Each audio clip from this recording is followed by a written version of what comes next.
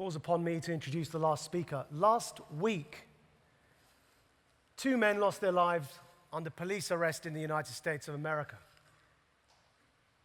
Keith Scott in Charlotte, North Carolina, and Terrence Crutcher in Tulsa, Oklahoma. But the reaction of the two communities differed when faced with the deaths of these 2 men. There were protests in Charlotte, North Carolina, and those protests were hijacked. Those peaceful protesters were hijacked by a minority among them who began rioting and looting and pillaging in the center of Charlotte. Whereas the death of Terrence Crutcher in Tulsa, Oklahoma, sparked no such riots, but instead the community responded in offerings of peace and prayer and unity. And at the time, the question was asked, what was the difference, the key difference in these 2 communities that meant that one was mired by these protests that were hijacked by these riots, and the other, where there were protesters, they remained peaceful, and the community turned to prayer and hope, including the family. And one key answer in the difference between those 2 reactions was the presence of leadership on the grassroots. Effective leadership that can direct the struggle to the very same anger and the very same injustice. Our next speaker epitomizes such leadership because our Muslim communities are facing a very similar crisis, not just in the West, but across the world. But to show that leadership takes real strength and sacrifice. Fatima Zaman is a Muslim female from Tower Hamlets in London. And I want to break those 3 things down for you, because you've heard a bit about some of the stigmatization involved, both that's coming from certain sectors within Muslim communities, but also upon Muslims due to this intractable problem of extremism that we're all talking about here. So on the one end, being a Muslim, she has to face and answer to all of that baggage that isn't her making and isn't of her creation. But that requires strength. But then she's a woman, and within my communities, for a woman to be so vocal against extremism is particularly difficult. People often say, it's not your role. People often say, leave the brothers to talk religion. Many mosques in the United Kingdom, most in fact, the majority, still don't have space for women to pray in the main hall. And then on top of that, she's from Tower Hamlets, an area that has sent people to join ISIS, where young schoolgirls have gone to become brides of ISIS fighters and go on to incite others to join them. It's a particularly challenging area for socio-economic reasons and has a history of battling fascism as well. But Fatima has decided to show leadership. And when I first met her in Amsterdam, I was inspired not just by her zeal and her passion, but this woman here is fierce. You saw her earlier on the stage with Kofi Annan's Extremely Together program. She's one of the leaders on that program. And you heard her speak to you about that. But also, she works to protect us all and to defend us all, and in doing so, risks her own safety. She works with the United Kingdom government as a civil servant to protect us by working with the government in rolling out counter-extremism policies and counter-terrorism policies, and helping to make the United Kingdom a more integrated, cohesive, and welcoming and pluralistic country. I'd like you all to follow her on Twitter. Her Twitter handle is @EFFBEEZEE, right? Easy enough to remember. And I'm going to hand over to Fatima. Before I do, I'll ask you to stand up, because I want to take the pledge. I am Majid Nawaz. I come to you from Mazra'at Tora prison in Cairo, in Egypt. And I stand extremely together with you because we, Muslims and everybody else, can own this problem of extremism, and we can win. And we can show everyone that the world can be more united if we stand together. Fatima Zaman. Thank you. Thank you. I am British, I am Bengali, and I am Muslim. For some, I epitomize the intersection of three different cultures. For others, I am the manifestation of all that is wrong with the world. On July 7th, 2005, I witnessed multiple terrorist attacks take place across London. I saw the devastating effects of the Aldgate blast. I was only 13 years old. Worse, that day cemented the threat of insecurity into my psyche. It sparked changes in foreign policy and changed the views of Muslims within the UK, a view I felt personally. That day, I chose to take a stand against terrorism. Since 2005, almost 94% of terrorist attacks are associated with Islam and Muslims. I personally find it perplexing that my identity, my religion, and my faith is such a devastating force. Yet Daesh or ISIS is not the only threat to our world. The National Front from the far right are rising across Europe. The FARC from the far left terrorize the Colombian nation, and even the moderate middle across Europe are increasingly xenophobic, threatening a long-held peace and stability. Extremists succeed because of social fragmentation, disenfranchisement, and discontent with the current political situation. These groups prey on the most vulnerable, exploit their naivety, and set about to ensnare young people with notions of understanding, promises of a utopia, a better way of life, and a bond that is forged in the midst of battle. Today, I work in the highest levels of government to dispel, destroy, and drown out extremist propaganda that threatens young people. In state schools and colleges across the UK, I run workshops to educate against hate. The students are from diverse backgrounds, including Christians, Muslims, and Sikhs. We talk and debate the sensitive issues of extremism and identity, asking questions such as, what does it mean to be British? How can young people reconcile their British identities with their cultural and religious heritage? We are countering extremist claims that these young people will not and do not belong in society. We are increasing students' religious and spiritual literacy, helping them to be more discerning, to question what they see and hear, to think critically, and to form their own opinions, rather than be susceptible to extremist propaganda. This, I believe, is the key to the fight against extremism. To date, we have been to 5 schools and reached over 500 young people. Most students begin with a frustration at inconsistent foreign policies towards the Middle East, question the use of social media by extremists, and discuss the role of faith as a counter-effort. Sadly, we cannot reach everyone. Over 650 British women and girls have gone to Syria to join Daesh. The media portray them as jihadi brides only. They're in fact being used to recruit young people, particularly young girls. They become part of the IS machine, spreading online propaganda, which is often gender-biased, sharing tweets, messages, and Facebook posts about the glamorous jihad, how they are living in utopia, and creating an atmosphere of sisterhood among the women there. Their slick social media campaigns are sexy, but they produce a potent mix that captures young, vulnerable girls from countries like the UK who are looking for a purpose in life. Realizing this, I felt compelled as a woman, as a Muslim, and as a proud Briton to reach out to our youth and dispel the idea of a 5-star jihad. I have helped set up a government website called Educate Against Hate, uniquely designed to use education as a primary method of prevention.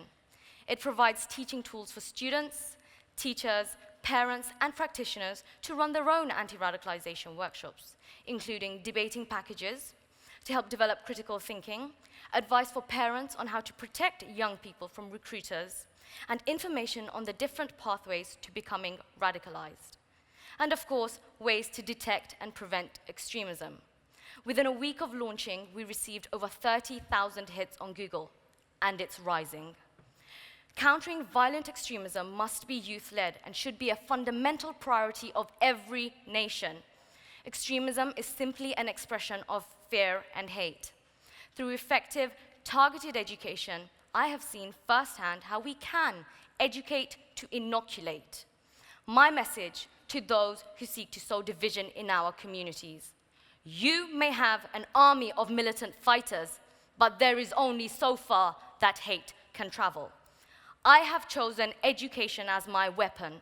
I am using schools as my battleground, and I am using words of knowledge to fight the extremist ideology. I ask you all to do the same. Thank you very much.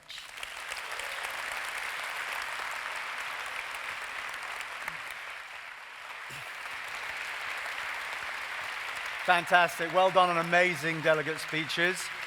Now we're now moving on to the floor discussion. Excuse me. So if the councillors can go down to the floor and man a microphone. Those of you who've been to One Young World before know how this works. It's an open discussion forum. There are no pre-registered questions. The quicker you ask your question, the more we can get through. But actually, rather than asking a question, we'd rather you gave us a point of view, an idea, or an explanation of the action you have taken or are going to take. And remember, the overall question around this session is the extent to which young people are the solution to extremism. We can have a volunteer, one of our wonderful volunteers on each of the mic stands. David, have you done timing? Yeah. Sorry, I wasn't listening. So people who'd like to make a statement, comment, talk about what they're doing, please go up to the microphones. It's always a slow start, and then by the last day, there's 100 people on each mic. Don't be shy, they don't bite. Bob might bite, but the others don't.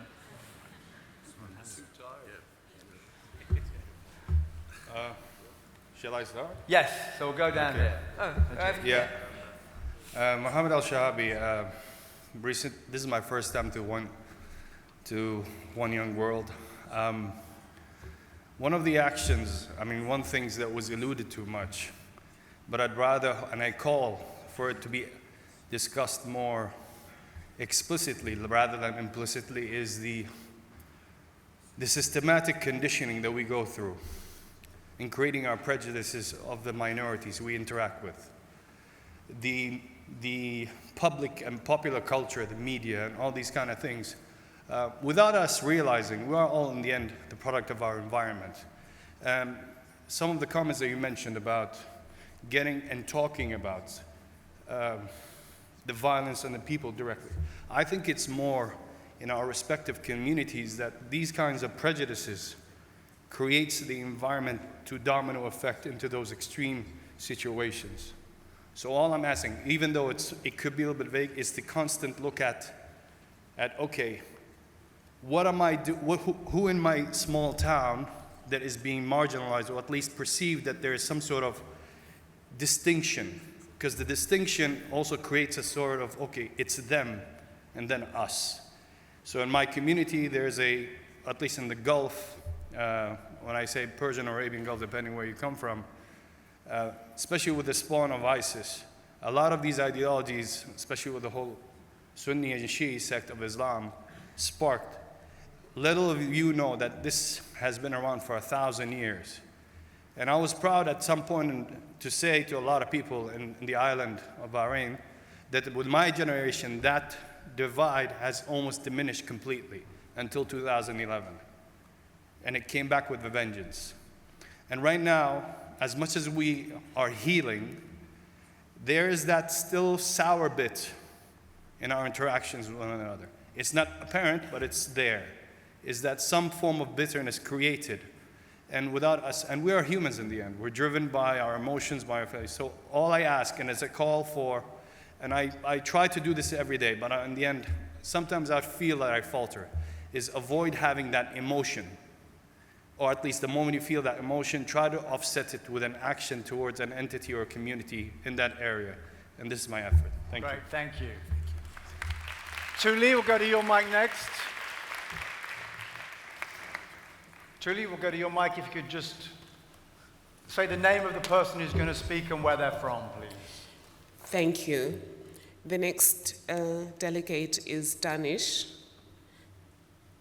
Sagwani from Canada.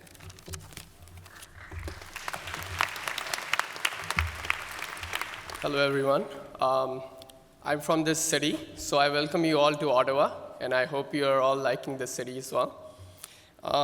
One thing that I wanted to discuss right now is I've been hearing comments about different approaches to solving extremism and bringing peace in the world. What I truly believe is basically, if we look at the society and the role the civil society plays in eradicating the root causes of peace and of bringing peace and having security in this world, I truly believe that it's all about taking a 360-degree approach and the role that the civil society can play. And it goes from education to health to creating employment to having cultures and having those places of dialogues like we have some of the places here in Canada. And I hope that the Global Center of Pluralism will be opening up very soon over here close to this place. I think it's all about not being focused at one thing, but I think we need a 360-degree approach in solving the issues of poverty, of security, and peace. Thank you so much. Thank you very much. Bob, let's go to your microphone. Maria from Cyprus here is wondering how the various actors can coalesce to form a fixed point of action. Hi, everyone. It's not necessarily just that question, but more of a notion and some ideas around it that you can comment on. I think the conversation, and it was mentioned earlier with Mr. Kofi Annan, that it shouldn't be a conversation of victims and perpetrators, so creating these two sides. We've seen that these organizations, these extreme organizations, have a belief and a purpose. Now, whether that's valid or not, that's a different story, but there's a two-direction conversation here. One is, how do we engage with these organizations to have a dialogue rather than go into the violence process? And two, the volunteers that come into it are young people who are hurt or have some other underlying reason for joining these organizations. Essentially, they want to belong somewhere, they want to have a purpose, and through the journey of their life, they end up being somewhere else where they shouldn't. And so, do young people play a role in resolving this? Yes, absolutely, because more than likely it's young people that do volunteer, and it's also young people who should come with other young people to take them on a journey where the change is positive rather than negative. So the question is, how do we look into this difference in a more micro level as individuals in our society and to these organizations to create this dialogue? And number two, coming to the question is, we see institutions, the UN, national governments, etc., talking about these things and having some ideas. And then we see the people, young people, also coming together in a different platform, talking about it and coming with different ideas. We have NGOs and then we have academia, but they're all so fragmented, and how can we bring everything together? That's my question. Thank you. Thank you very much. James, over to your microphone. Hi, David. I'm here with Kevin, who's very tall. And I'll tell you right, serious. About 5 months ago, Kevin Smiley set up this company called Surai Tea, Surai being the root word for Syria, he tells me. It's a tea packaging business based out of Ottawa, where he's from. And what it does, it hires Syrian refugees to package and sell jasmine-scented tea. So Kevin has a great idea for us on how to engage vulnerable youth through entrepreneurship. Kevin? Yes, hello. Yes, hello everybody. I really hope that you're enjoying Ottawa. So I just want to tell you a really brief story about one of our packaging workers. His name is Camille. He actually grew up in Syria, and he had a small business where they would squeeze olives and create olive oil and bring it to markets. And that business was so successful that they actually then had to open a construction material and a farm equipment a store. But then about 2 years ago, it got shelled, and him and his family had to walk for 20 days into Jordan, and then they arrived here in February of this year. So what Sarai Tea is it's a tea packaging business founded with the mission to use the power of the markets to create positive social change for refugees. And we're hoping to create an opportunity, basically a stepping stone for people like Camille to basically get up on their feet here in Canada and become as productive as they were once before having to flee. So thank you very much. It's called Sarai Tea, and I hope you enjoy Ottawa. Fantastic, great example. John, your microphone, please. Well, our next speaker is Ivona Kostuna from Ukraine, a country where I've spent quite a lot of time over the last couple of years watching the attempted undermining of part of the country, the violence that's gone on there, the low-level and sometimes quite high-level wars that have gone on there. And Ivona's got a really interesting approach. She wants to talk about how you get former enemies to work together and to talk together. Ivona. Good morning. It's a pleasure for me to be here. I'm from Ukraine, and in the past 3 years, Ukraine has been through 2 very bloody events, more than that, of course, but we had the revolution, and we are currently at the state of war. I personally work in psychosocial adaptation of veterans returning from this war who are all of our age. They are 22, 26 years old, and they have been fighting for their country, despite the fact that they are not professional soldiers. But what I want to talk about now is not the veterans who are fighting at war, but my former enemy, because I was a witness and a participant of both of these events. And my former enemies are the people who killed a friend of mine, and who I met at the front lines as my peers, people who are sitting in the same trenches and who are fighting for the same country as I am. And this is a very itchy question in my country. It is very hard to talk about it. It is very hard to talk about building dialogue between people who have been literally confronted to each other 3 years ago, but have been fighting together on the same side 3 years after. How do we, young people, engage in building the dialogue with those who we cannot understand due to personal hurt, to personal harm, to our own pain that is in each of us who's witnessed something like that? How do we step over this pain and start listening to the other side? Because we both heard each other. What I heard in these trenches from soldiers of Berkut is absolutely the same what I've heard from veterans fighting on the other side and who were fighting on the other side during Maidan. Do we have the courage to listen to each other, and do we have the courage to work with each other for building a more peaceful future? Because to my personal opinion, to the opinion of people who I work with, it's easy to gain peace, it's easy to fight for it and to be in a continuous fight, but it's very hard to keep it, because to keep it you have to have the courage to listen to each other. Thank you.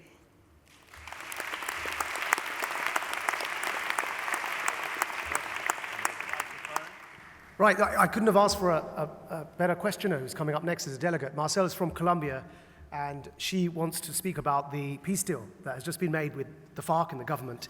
And it's just actually perfectly related to what we were just discussing. So Marcel. My name is Marcela Garcia, and I do come from a country of war. I was born in 1991, and I've never seen my country in peace. This exactly week, after 50 years of war, more than 50 years of war, my country, my government signed a peace treaty with the FARC, which is the guerrilla organization. But my question is, and I was saying, I would love for my whole country to be here, seated today, to hear these speakers, and to hear you. And so that I said to him, like, no disrespect, but I would like to see people, my people, to see that people can change. That people who seem bad and have done all of these terrible things, they can change and they can make a better country.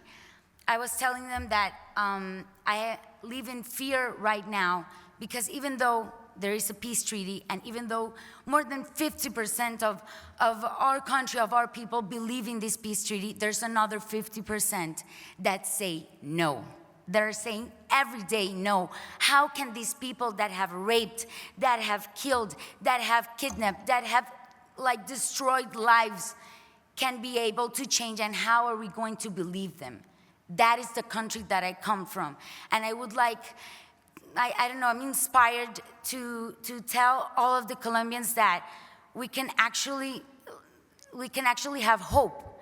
I mean, but how can I take this message to all of these 50% of people who are not anybody? I mean, I have groups in WhatsApps that I can't actually speak, you know? I can't actually speak because 50% of the people are always telling no, and they're always telling that this is only going to encourage more violence and more war, and it's just unjust. So I just want to know what I can do and what can my delegation of Colombia that is sitting today can bring back home and say that peace is actually not a dream but a reality.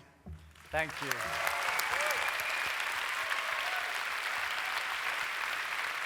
And we'll be bringing, obviously we're bringing One Young World to Colombia next year, so you'll be able to bring them there. Tuli, your microphone, please.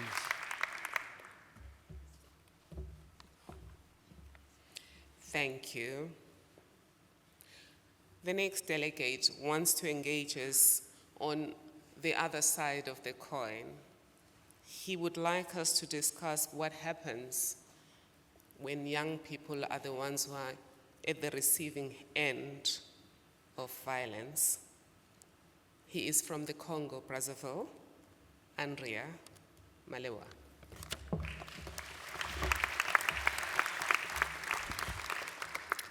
I'm from the Congo, Brazzaville, and I'm working on a campaign against the dictator there.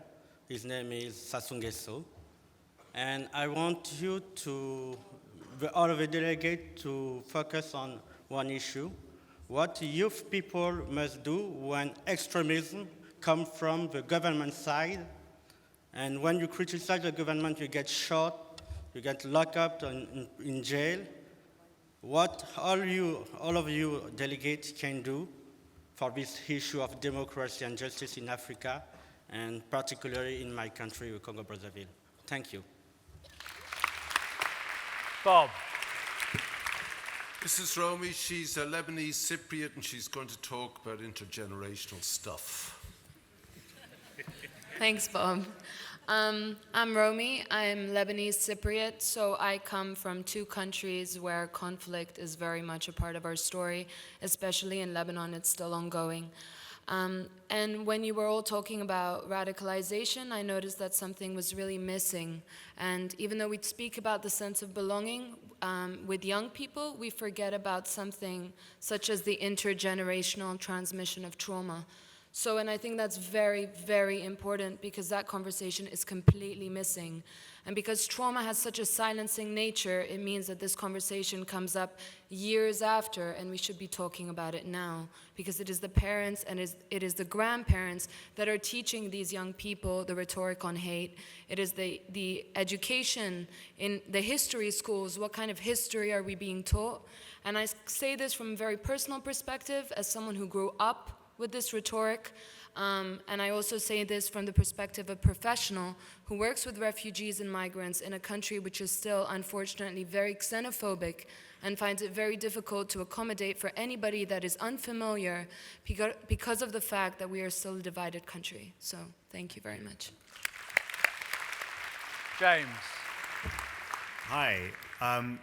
I'm now going to introduce Andy Swartz. He's from Johannesburg in South Africa, where he continues to live and work as a banker for Barclays. And just before we introduced him, he rubbed a bit of lip cream on his lips. So I think he's got a very good idea for us, and he's ready for his close-up.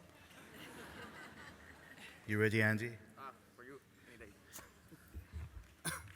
Thank you.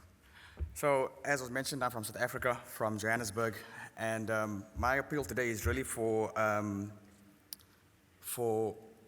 us to not think or limit victimization and extremism to just normal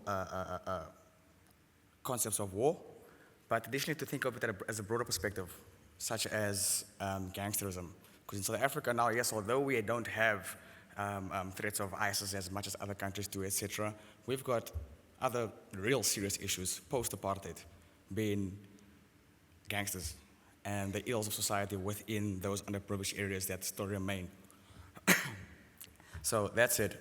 Typical example, it's for me, it's no surprise, and for where I come from, in the Eldorado Park, which happens to be one of the most dangerous areas in Johannesburg, being that I've got my cousins, you know, and one of them was raped last year.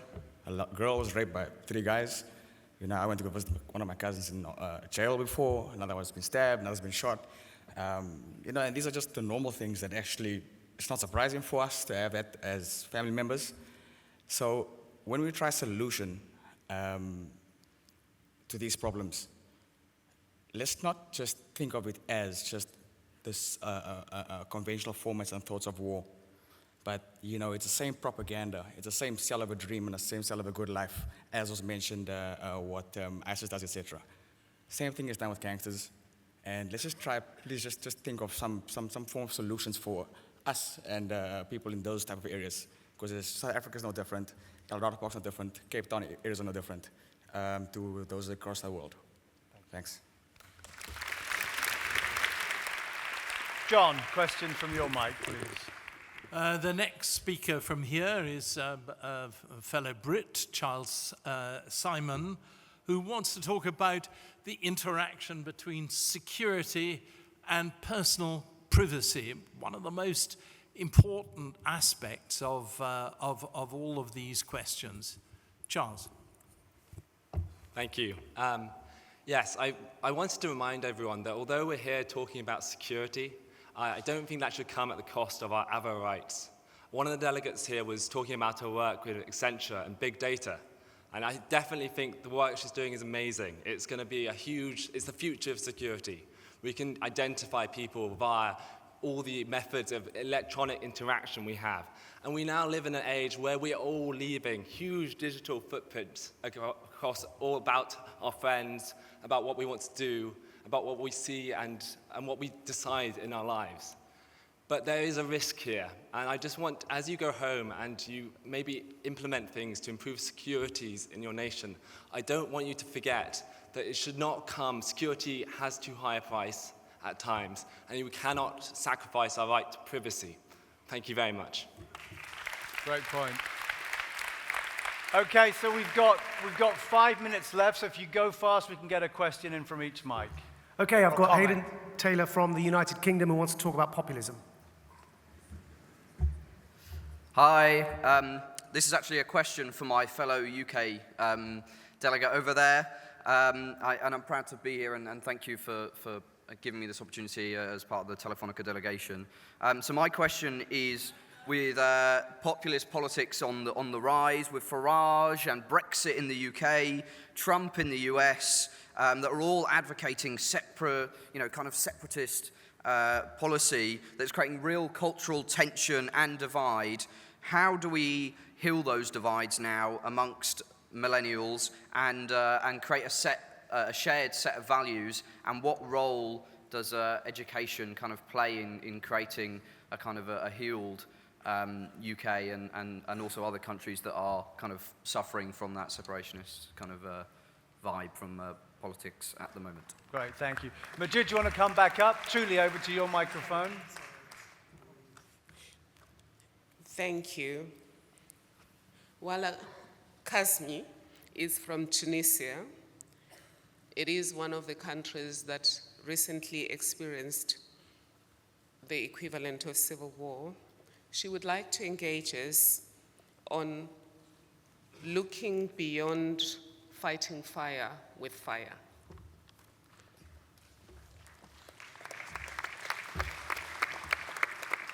Hi, everyone. Wala Kasmi from Tunisia. My country is the first country providing ISIS with youth, with young volunteers. And I'm here to ask you a question. Why can't the international community see that bombing and fighting fire with fire and sending soldiers is not the solution? We had Taliban, we had Al-Qaeda, now we have ISIS. Can't we see that this is not the solution? We are answering with the wrong solution to the problem. We are not treating the roots of the problem. And I believe that the roots of the problem are multidimensional exclusion. We are dealing with an international rebellion, an international anger. This is not about Islam ideology or a specific ideology. It's about alternatives. If we create alternatives for inclusion, for multidimensional inclusion for youth, we can talk about solving the problem of terrorism and having peace and security all over the world. Thank you. Bob. Abby Crockett is from Canada. She wants to talk about, from the Canadian point of view, on extremism. Thank you. I want to first welcome everyone to Ottawa. Bienvenue. I feel very privileged to be here, given the fact that Ottawa in Canada doesn't have the first-hand experience of terrorism or children of war, or going through it presently as Colombia is finally getting out of now. We don't have that experience.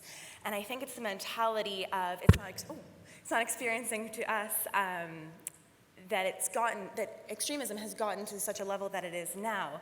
And I think my question to all of you and what I'm engaging you with now is, what do we need to do as a global community to make those that are not directly experiencing this phenomenon of extremism, what can we do to make them actively participating and part of the movement of standing together? So what can we do to make sure that everyone is aware of what's going on globally and it's not isolated pockets? James, your microphone, please. Hi, I'd like to introduce now to Sriram. Sriram is from a village outside of Chennai in southern India, where it meets with the Indian Ocean, and he's got an idea for us as well. Sriram. Thank you, James. Hello, everyone. When I contemplate, I realize that, irrespective of what country, what religion you belong to, we seem to end up always finding ways to fight each other. Different tribes within a nation, different ethnicities, different people following different languages, different religions, they find a way to fight each other.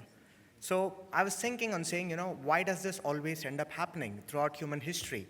And I realized that it boils down to the tendency to otherize someone else, look at someone else as others and different from us. And that in turn comes from the need for humans to belong to something larger than themselves. So the moment you belong to something, and then you look at people who don't subscribe to the same worldview, you think of them as being different. So my paradox is essentially this. There is a set of beliefs that I think bulk of people here subscribe to, that all of us here would like to take and propagate through the world.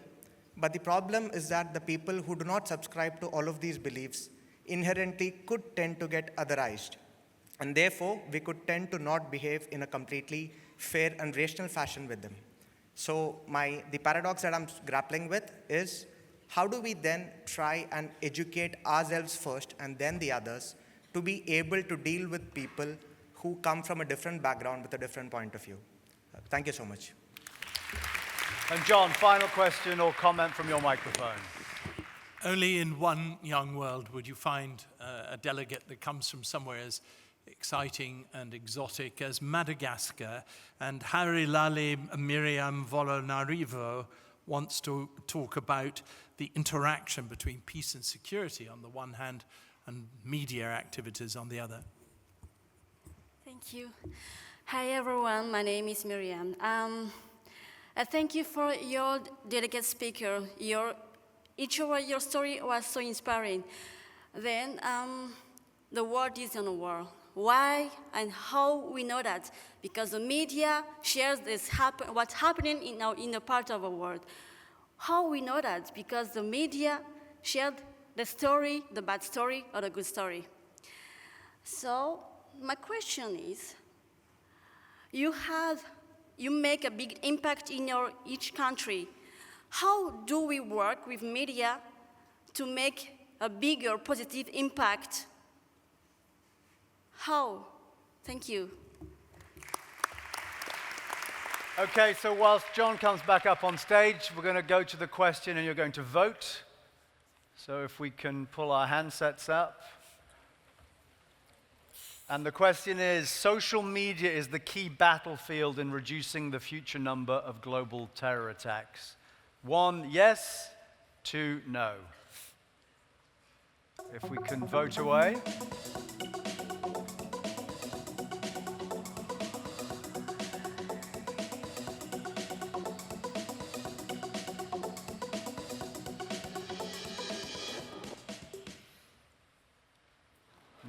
Split jury.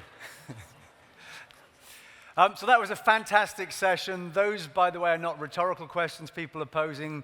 They're not going to be answered here today, but we want you to be answering them through the initiatives and the things that you go off and do or already are doing. And we're going to go to our councillors. Oh, sorry, there's a second question. Thank you, Kate. Young people need greater safeguards in being protected from online radicalization. 1, yes. 2, no. Vote now, please.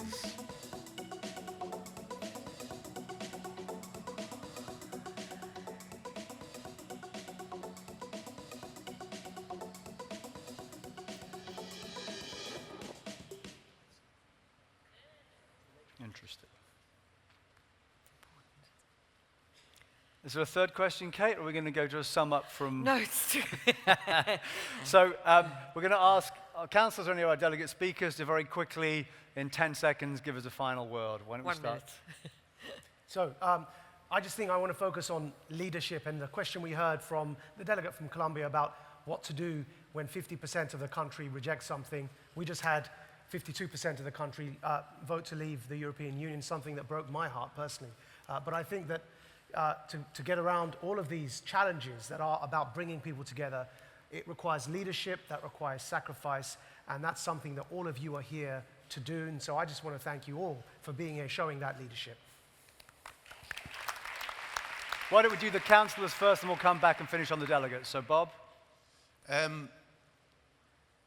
We seem to be involved, as John suggested in his keynote, in a great reordering of the world, which is why so many people talk about exclusion and how to bring people in.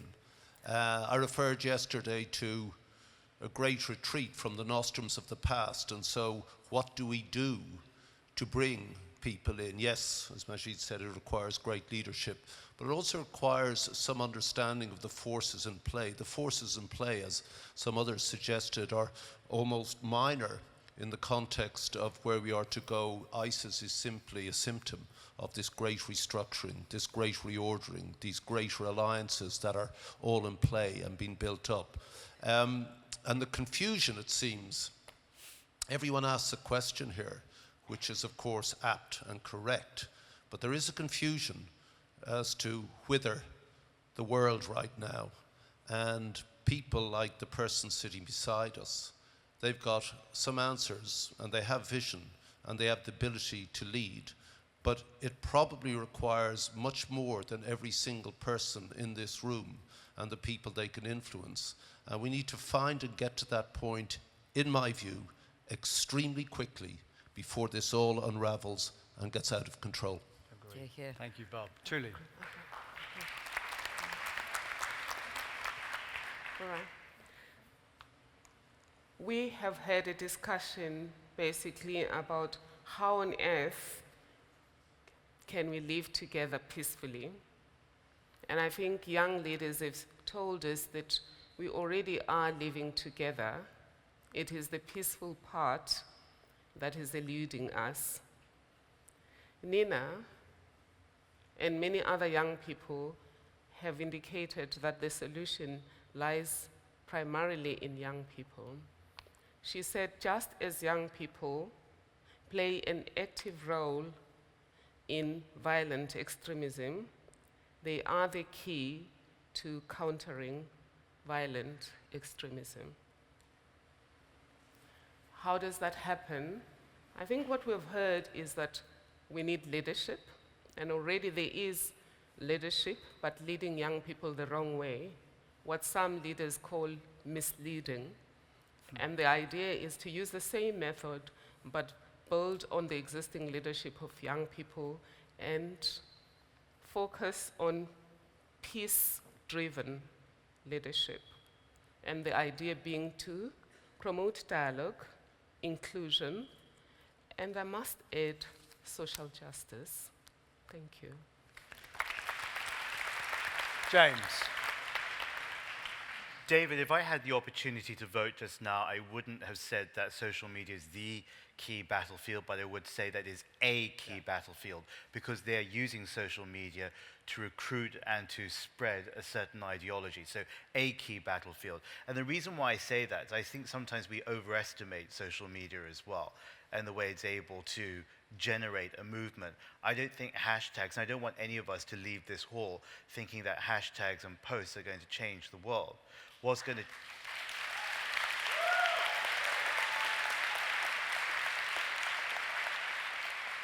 And I say this with great respect, with the greatest respect to you in your first session early this morning at 8 a.m., which I was watching from inside. You were talking about how the two of you were held up, you know, with secondary security screening and so on and so forth. These are the consequences of the choices that one makes. And I think also it's very important about what happens inside homes. Inside homes, it's no good you changing yourself if you're not changing parents and grandparents and your siblings and your friends and the community around you as well. Those 3 girls who went over to Syria, and her father of one of the girls said to the authorities, "Why didn't you stop my daughters from leaving?" My first question was, what happened inside your house first that wanted your child to leave in the first place? So I think it needs to be a cohesive response, and I think it needs to be an honest one. I don't think people are being honest enough because it's not comfortable sometimes. Thank you.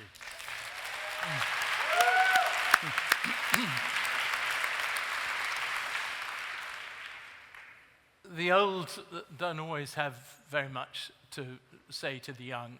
But one thing that people of my generation do gradually realize is that we're not looking for perfection in our world. We're not looking for the 100% solution, those 50% of people that aren't happy with peace in Colombia that we heard about earlier.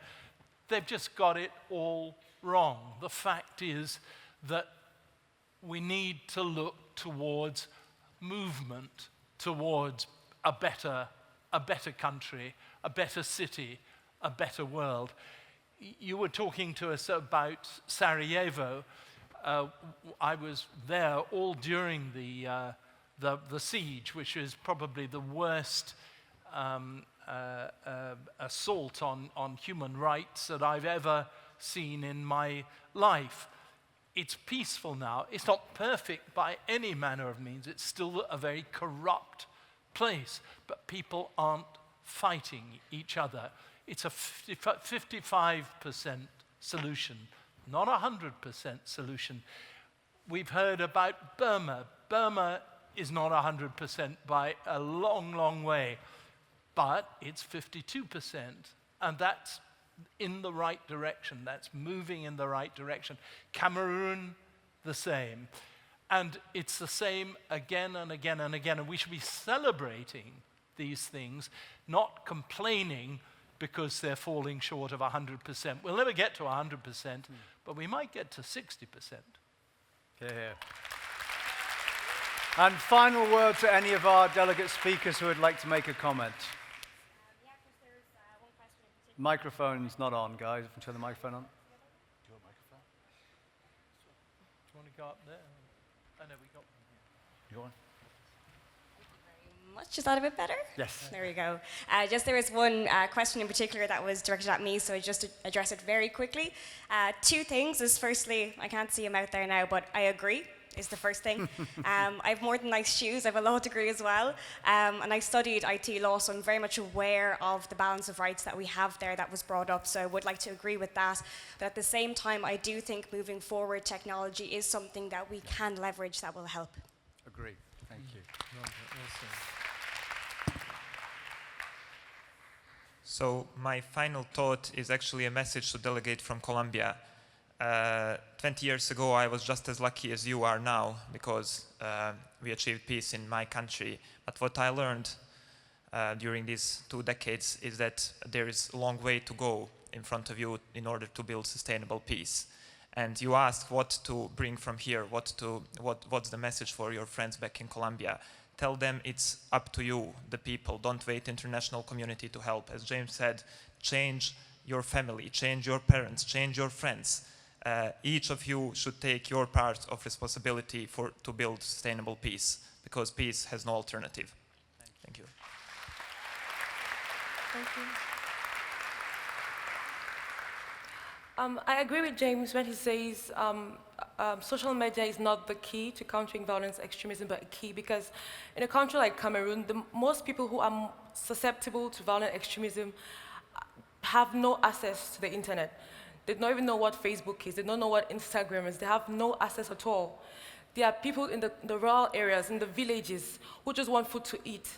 So I totally agree with him. And so I'll just end by saying that if you're from a country like mine, that you can never have the government to engage with you in your work. You should just do it yourself. You should begin with yourself, with your neighbors, with your family, because it begins at home, in schools. So you should start from there, and other people will notice. Thank you.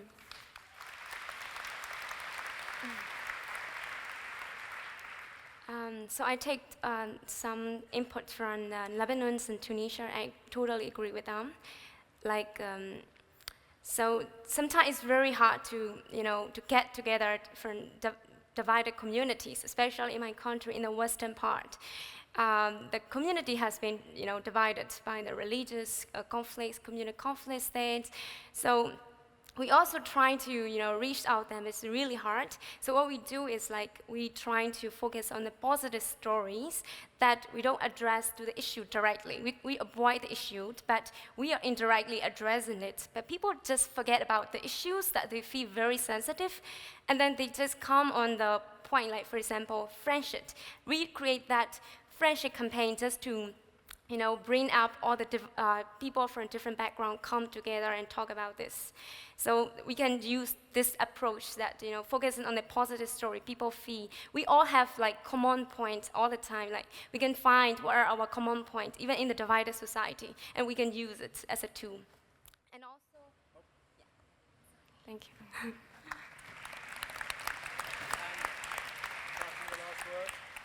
Extremism affects us all. It's like an ill, it's like a disease. It is slowly affecting our world. But there is, just like diseases have vaccinations, there is a vaccination and a cure to extremism. And for me, that is education.